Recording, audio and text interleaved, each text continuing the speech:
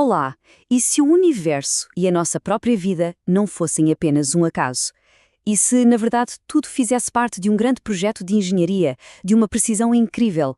É precisamente sobre isso que vamos falar hoje, ao explorar uma estrutura que tenta unificar física e espiritualidade num só conceito: a engenharia da existência.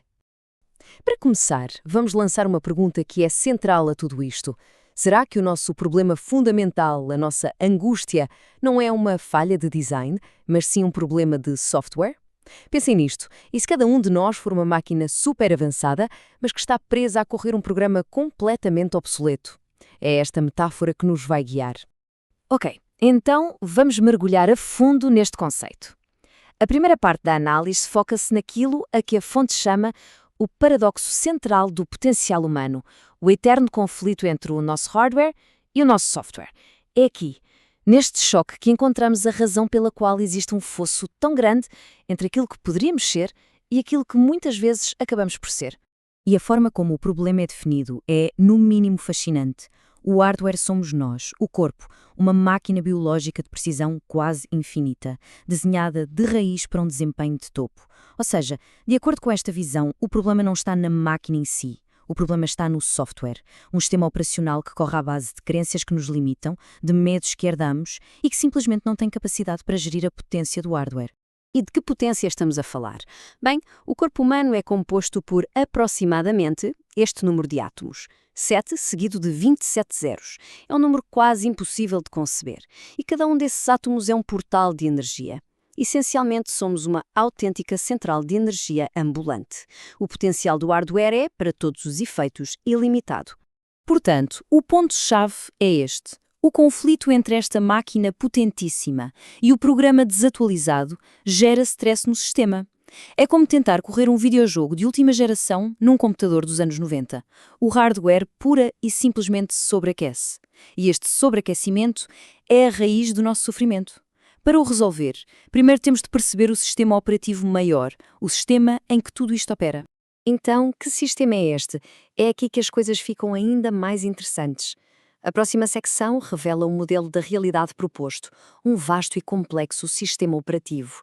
E não estamos a falar só de nós, mas da própria arquitetura de todo o universo. O conceito é o seguinte: tudo o que nós percebemos como o mundo visível é só a interface gráfica, o ambiente de trabalho. Os antigos hindus chamavam a isto Maya, a ilusão.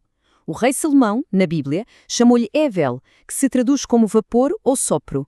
Tentar resolver os nossos problemas ao nível do ego ou das coisas materiais é como tentar corrigir um bug de software a limpar o ecrã do monitor.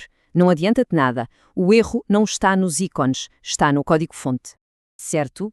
Então onde é que está esse código?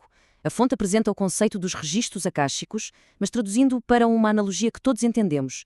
Pensem neles como uma base de dados quântica do universo, uma espécie de disco rígido externo cósmico, onde cada pensamento, cada palavra, cada ação, tudo deixa um rastro de dados que fica guardado para sempre. É o servidor central onde absolutamente tudo fica gravado. E o que é realmente interessante é como esta ideia consegue unir conceitos que, à primeira vista, parecem completamente distintos.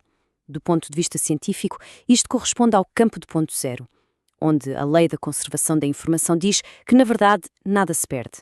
A informação fica para sempre registada na própria estrutura do universo. E do ponto de vista religioso, é o famoso livro da vida, a memória do arquiteto, onde tudo, até ao mais ínfimo detalhe, está registado. São, no fundo, dois caminhos que nos levam à mesma conclusão. Existe uma memória universal. Ora, se a realidade é um sistema operativo, então faz todo o sentido pensar que os nossos problemas mais persistentes, aqueles que se repetem vezes sem conta, podem ser vistos como bugs. Esta secção vai detalhar os erros específicos ou os dados corrompidos que, segundo esta perspectiva, causam o sofrimento contínuo dentro do sistema. Os erros que são classificados em termos técnicos, o que ajuda a desmistificá-los. Os vícios são como malware a consumir o nosso poder de processamento em tarefas de fundo que não servem para nada. O karma é um loop, uma falha que força o sistema a repetir o mesmo padrão vez após vez. O pecado, na sua origem grega armártia, significa literalmente errar o alvo, ou seja, é um erro técnico, um comando mal calibrado. E as sombras são como fecheiros de log corrompidos de eventos passados que ficam gravados no ambiente à nossa volta. Esta citação é absolutamente fundamental para se perceber como é que estes erros se manifestam no nosso mundo.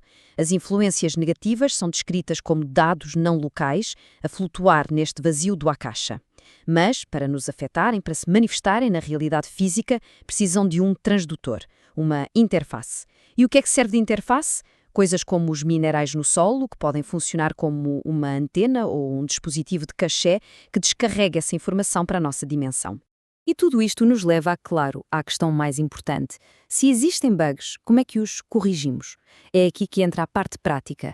A solução proposta é um mecanismo chamado de salto de fase, que é, no fundo, uma forma de ultrapassar os erros do sistema e reescrever o programa. Para tornar isto fácil de entender, a fonte usa uma analogia que é simplesmente perfeita, a do disco de vinil. Imaginem que o universo é um disco com infinitas faixas, e cada faixa é uma realidade possível já gravada. A nossa consciência é a agulha que lê uma dessas faixas, e essa é a realidade que vivemos. O karma, ou um problema repetitivo, é como um sulco riscado que prende a agulha, forçando-a a repetir a mesma nota dolorosa para sempre. O salto quântico, então, é simplesmente o ato consciente de levantar a agulha e colocá-la noutra faixa. E a física por trás disto é o chamado tunelamento quântico. A agulha não precisa de se arrastar pelo risco todo para sair dele. De certa forma, ela tunela, ou salta, através da barreira diretamente por uma faixa vizinha que já existe. E este é o ponto-chave. Não se está a criar uma nova realidade do zero. Está-se a mudar o ponto de percepção para uma realidade que já estava lá, gravada no disco, à espera de ser tocada. O que nos leva à grande conclusão de tudo isto: uma profunda mudança de identidade. A lição final é de que podemos fazer a transição de um simples utilizador passivo do sistema para um programador ativo, um co-engenheiro da nossa própria existência. E a primeira parte desta afirmação final é a mais libertadora de todas. O operador não é o vinil. A nossa identidade, a nossa consciência, não é a realidade que estamos a viver. Somos distintos do disco e das suas faixas, por mais riscadas que estejam. E aqui está a conclusão poderosa. Se não somos o disco, quem somos? O operador é quem conduz o braço do toca-discos. É a consciência que tem a autoridade técnica, o poder de levantar a agulha, de escolher conscientemente uma nova faixa, uma nova realidade. E terminamos com esta pergunta que resume toda a mensagem de responsabilidade e de poder. Se temos a capacidade de escolher a faixa, a questão que fica no ar não é se a música vai tocar. É sim. Que sinfonia será regida? A escolha, no fim de contas, é do co-engenheiro.